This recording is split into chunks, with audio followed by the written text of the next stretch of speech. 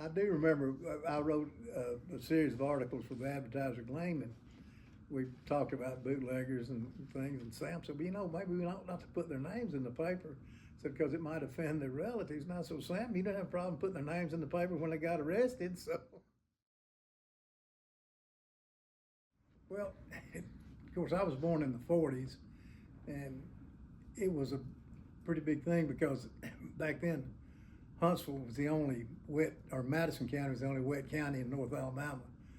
So it was difficult to obtain alcoholic beverages, and there were a number of people that made whiskey. It was sort of a cottage industry in Marshall County. A guy named Jim Godwin at Center Point Mountain, which is up close to the old Monsanto plant. Artie Rice at Grant, Commodore Elliott in 2 or 3 different places, and then Mr. Pick Roden was over in Roden Valley over near the State Highway Department. And ironically enough, the biggest place to buy sugar was J.O. Ragsdale's Wholesale Grocery, which was located right across from the sheriff's parking lot. At that time, the jail and the sheriff's parking lot was located in what's the current courthouse. And just about 100 feet from the jail was Mr. Ragsdale's Wholesale Grocery, and you'd see pickup trucks or cars who had bigger trunks back then, and they'd load up sugar, and of course they'd know, and everybody knew who it was. I remember Commodore Elliott in court one day. Judge Edward Neal Scruggs was sentencing, and he said, now Commodore, are you gonna quit? And he said, now Eddie, you know that's all I know how to do.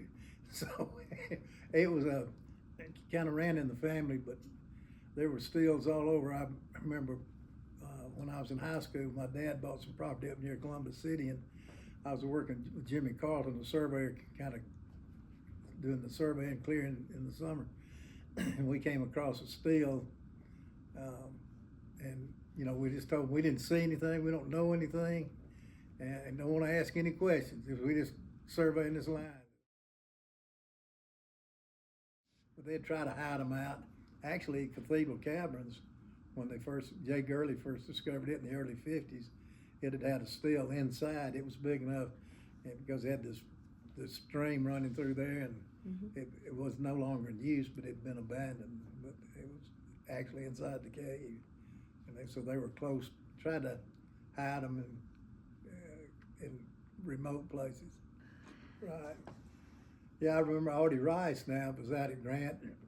He later worked at All Red Marina, but when the Air Force plane crashed into the side of the mountain back in the late '50s, it probably was in a couple hundred feet of Artie's still, and he thought the Lord was after him, and he reformed and quit, and became a Bible thumper at that point.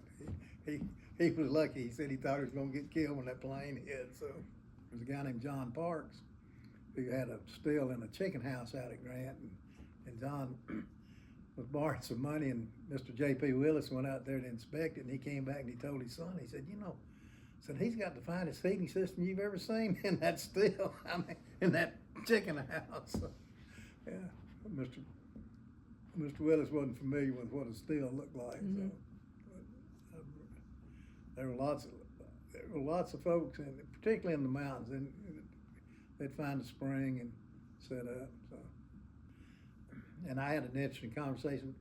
TVA used to have a helicopter that flew the high-powered lines, the high-voltage lines, and he said in all the counties, the sheriffs would always want him to help them identify stills and everything. He said, I'm not about to do that because he said, I'm flying low and they can shoot.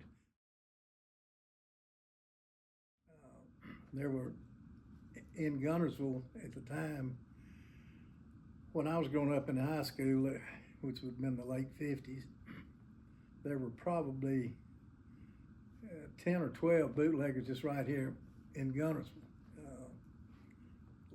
Rose Cryer was down where Taco Bell is. Lily, Gussie and Ben Kirkland were down on Blunt Avenue. Curtis Fawkes was up on the hill. Bully Harris was over at East Lake. There was a guy named Wright Allen that just as you cross the bridge, there used to be what they call the ferrymaster's house, and that's where he lived. There were numerous other ones up on 0205 at what they call the Bloody Bucket. So it was a big business in Marshall County. I don't know whether it's true or not, but supposedly Mr. Roden made whiskey for Governor Jim Folsom and got sentenced to the penitentiary. And he beat the sheriff back home. The governor pardoned him and put him in a highway patrol car and sent him back home. So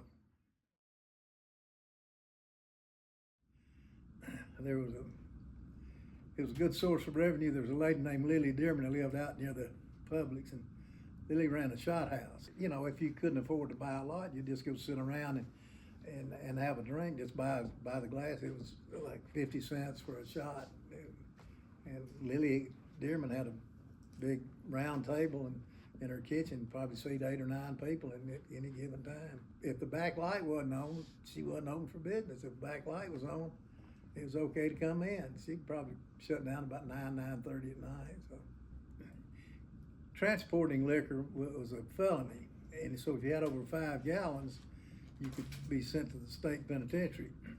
So when Lily would go to pick up her White Lightning from the various vendors in the county, she'd go try out a car. At that time we had, I think, 6 or 7 car dealerships, and so if she ever got stopped, she said, well, I'm just trying out this car, it's not mine. So because under the law they could civilly forfeit it.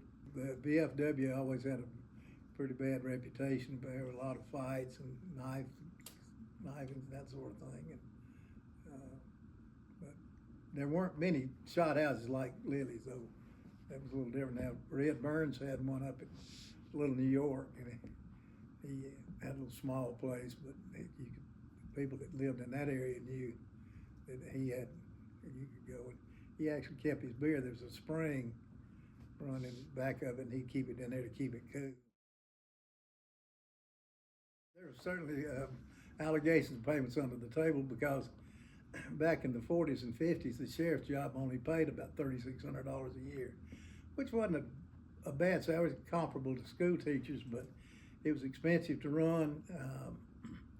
And so, yes, they sort of winked, and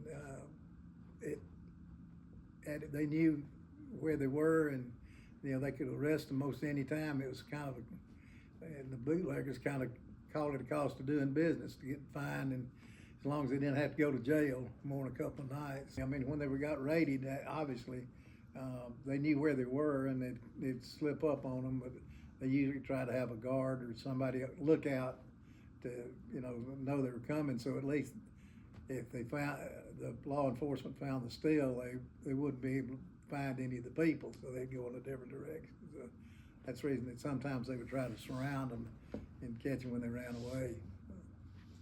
Warren Jones and his crew particularly were pretty fond of doing that. Warren ran on the platform that he was going to dry it up, and he made a valiant effort. I promise you that. He only served 1 term, and L.P. Dixon beat him, and L.P. was sort of more tolerant, let's say, of the bootleggers and more understanding of the way the system worked. But they had an apartment, and Warren Jr. And his sister Mary Lois actually lived in the jail at the time. And of course, Junior's no longer with us, but from time to time he would visit the evidence room, and he would spend the night with some of his friends and have 2 suitcases full of beer for all of us to enjoy. So that's funny. So Warren was cracking down, and Junior was taking it out. And one of the big things is about once every couple of months, they would invite all the ministers down after the trials, and in the parking lot they'd take axes and break open all the beer and pour it down in the drain there in the parking lot. And that's with a scant pint. It's a pint 16 ounces, and a scant pint's 12 ounces. Yeah. So that's how it got his name. Whoever's the bootlegger out there, and then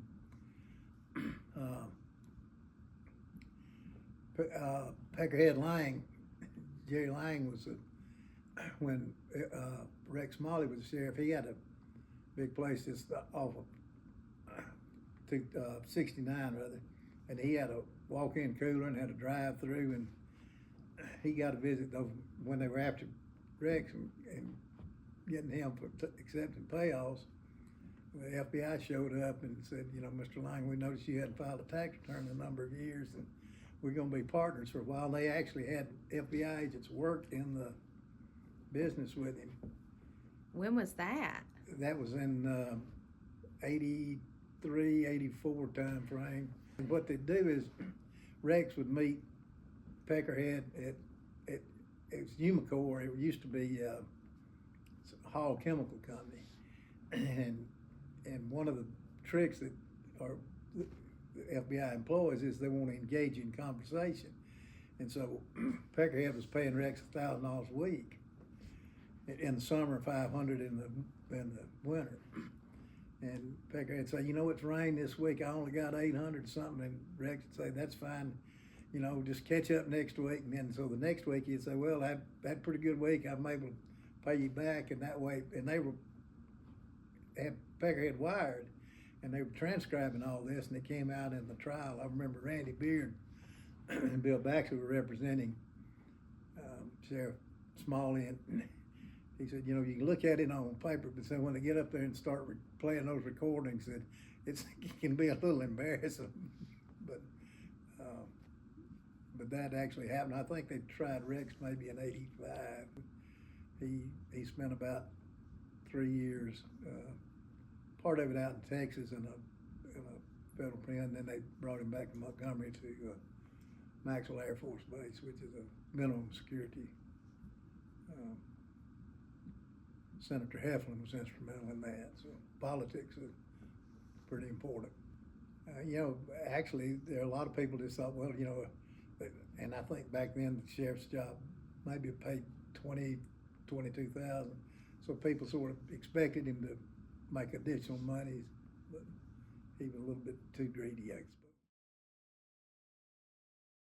Yeah, the temperance movement, and yet remember, Gunnersville had always voted wet forever.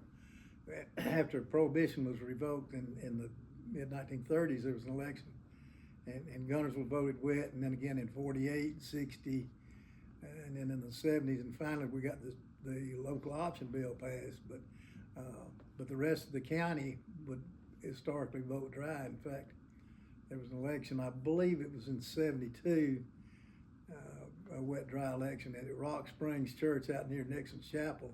The vote was 98-1 dry, and they're still looking for that one guy that voted wet. So the local option passed July the 14th of 1984.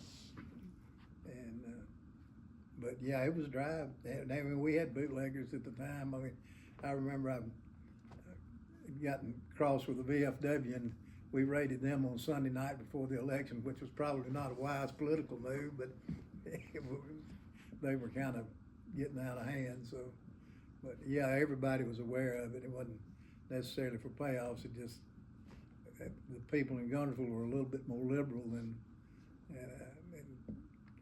didn't want them shut down completely. Because I think if you look back at the election results when Warren Jones ran, he didn't do so well in Gunnersville, even though he was a Gunnersville native. The elections were kind of interesting. People, they were for it. Sometimes were not in business, and because people say, well, I don't want to hurt my business, and that was a big factor, especially more in Albertville and Boaz than Gunnersville, I think. So in Gunnersville, was it one of those things that it would maybe help your business if you were in favor of it? Well, they thought if Gunnersville grew, it'd certainly provide an opportunity, and there wasn't a really hardcore religious opposition here, except in some of the churches. But people more tolerant. Governor Wallace had always said that he wanted the state parks to be able to grow and everything, and it was important. But he had promised Dan Ireland, who was president of Alabama ALCAP, it was an an organization sponsored primarily by the Southern Baptist Church, and that he told him he wouldn't approve it. So he said, if you can, get it passed and everything, I'm still going to have to veto it. So it passed in the House by a vote of 43 to 42, and in the Senate by 17 to 16. And so, but the way Alabama has 35 legislative days and 105 calendar days, so the last day of the legislative session is always on a Monday, and the next to last day is always Thursday, more than a week away. So there's 10 days. So the governor can't pocket veto the legislation. He's got to either act on it or it becomes law. So Governor Wallace had said, I go home for lunch every day, and he said, I'll send a message back that I'm on my way back to the Capitol, and if you can get the Senate to adjourn sine die, and that's the end of the session, and then that's okay. So he had an aide named Farrell Patrick. He comes into the Senate chamber and says, I have a veto message from Governor Wallace, and Bill Baxley's a lieutenant governor at the time, and he said, I'm sorry, we have a motion to adjourn sine die pending on the floor, and it parliamentary procedure, it takes precedence all other motions, so we can't consider it until after we take this vote. And they voted to adjourn 17 to 16. There were 35 senators, but 2 of them didn't vote. So, but that's how it passed. And the governor was able to. He said, "Well, I vetoed it, but I didn't get it there in time." So he made both sides happy, which Governor Wallace was very well known for doing. You got any more good stories? I don't know that I have any more Not that good I can questions. tell.